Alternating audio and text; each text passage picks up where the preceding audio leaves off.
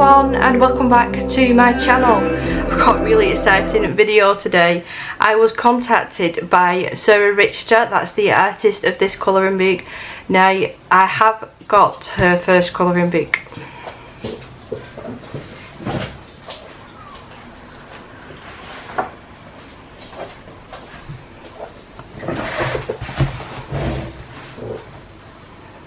Hi everyone and welcome back to my channel.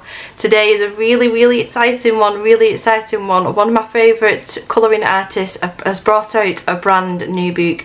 Now I think this is only going to be available on the 30th of August. Now if you've seen her previous book, Duncan Blunt, I think that's how you pronounce it, I have done quite a few pages in this. The paper is the best of the best in my opinion. It's spiral bound and here are some of the pages that I've done out of her first book. Done quite a few. Quickly flip through these and show you. As you can tell, I'm really excited. I'm going to keep my hand on that one for a minute and show you in a minute why. There are some of the illustrations that I have done, but this is her brand new one, and let me just show you this. There's a postcard and it's that exact page. So I'll tell you a little bit of information about this new one. Oh, I don't know how you pronounce I don't know how you pronounce that, but I do believe in English it's either night owls, night hawks or night lovers. I have looked on the translator and that's what it's telling me it means, so that's what I'm going to go with. But about this book, I've got a little bit of information here, and it says, we rule the darkness side by side. We are creatures of the night. This colouring book is a collection of 28 fantasy line art designs by Sarah Richter. Now I would say some of these are a little bit more grayscale, which I love. This book contains dark creatures, magical animals, grim fairy tales awaiting to be brought to life by your creativity. The colouring book, again I can't pronounce that. It contains 28 gloomy and fantastical black and white illustrations on high quality paper in the A4 size, and it is the second book by Sarah Richter, as I've just shown you the first one. The drawings are printed on one-sided, extra strong, uncoated 250 GSM paper to prevent the pencil from bleeding through or the colours from shining through. This makes the colouring book suitable for almost all pens as well as watercolour and acrylic paints. The spiral binding allows the colouring book to be opened without bulging, and individual pictures can be separated from the book if necessary. And I love it. Love it.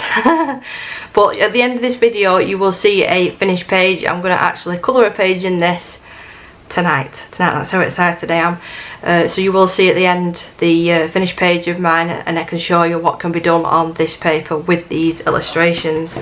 Now she has gone ahead and signed it, and I was jumping for joy when I saw this. I was proper like fangirl. And she's even spelled my name right, and she's put, "Dear Debbie, thank you so much for your support. I really enjoy your videos, enjoy colouring," and she signed it. But there's a little postcard as well that she's included, and then a little business card as well. How neat. So we'll start off. I'm going to bring you down ever so slightly just so you can see a little bit better. So it is more so like the mythical creatures and animals, that sort of thing in this one, whereas if you're after your portrait ones, go for the first book, go for the first one. But I do have a separate flip through for that one if you are interested. Bugs and beetles, anything like that, I love to colour because you can get some really cool effects. And with it being on such beautiful paper as well, you know, it's a dream to work on. Now this is the page that I'm gonna colour first. I've got a picture in my mind how I want it to look. Now the original piece, it is a lot of oranges and blacks, I do believe. I think, is this the one? Oh, I've seen it. There's some that are changed into diamond paintings, and I wish. But yeah, isn't it so cute? I love dragons, so this is right down my alley, and there's lots of unicorns as well. I have had a little sneak peek. I couldn't help myself. But yeah, it is a little bit more on the darker side, so if you like this sort of thing, you know, you're going to adore this one. You're going to adore it. I can imagine a really dark galaxy background on that one. But I can put galaxy backgrounds on near enough anything. This one really stood out to me, I flipping cute, aren't they? Them little unicorns are like little baby versions, but you've got a skull. That reminds me of Vecna from Stranger Things. You can tell I've just finished watching it. I believe that this one might have been a diamond painting. I could be wrong, but you could, these moons in the background, you could put some metallic watercolour and make them really stand out, or some ink maybe. So we've got a skeleton with a crow in the middle and then your roses and stuff. Another one with the unicorn, but it's got like bat vampire wings on this. Really, really cool. And the names, I should have said that at the start, but the names are on the back of the page as well. So this one is a mermaid. She's got a really long body, hasn't she? Really long body. And she's decorating a skull by the looks of it. So that one can be really, really bright with all these tropical fishes in it as well. And these sort of things, I would love to get something like this tattooed on my chest. But I'm not brave enough. I'm not brave enough. And I don't think I'd suit it. But I adore this sort of artwork. Beautiful. The Grim Reaper holding a little baby unicorn. I hope it's not planning on taking it. So you can either create your own face there or completely black that out. It's up to you.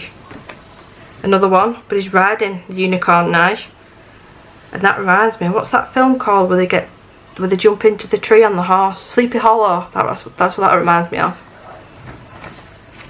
Another one of the Grim Reaper, but with kittens. With kittens, and you can see a skeleton as well. I've just thought I'd best put your phone on silent. 9 times out of 10, I record and my phone goes off.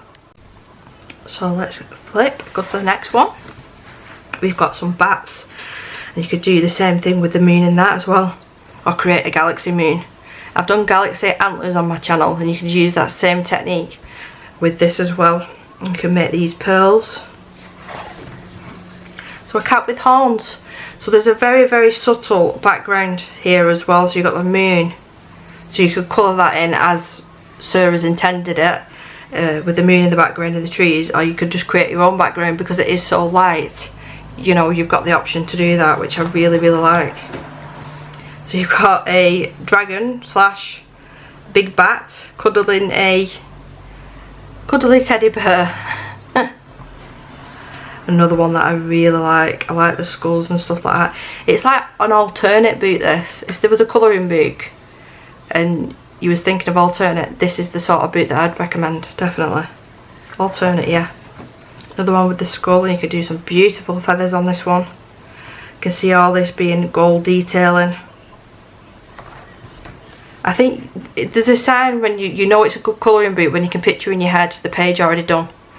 Instead of just flipping through and going, oh yeah, I like that page. If you can actually think mentally of the colours that you want to pick and what you want to do to that page, you know it's a good colouring book.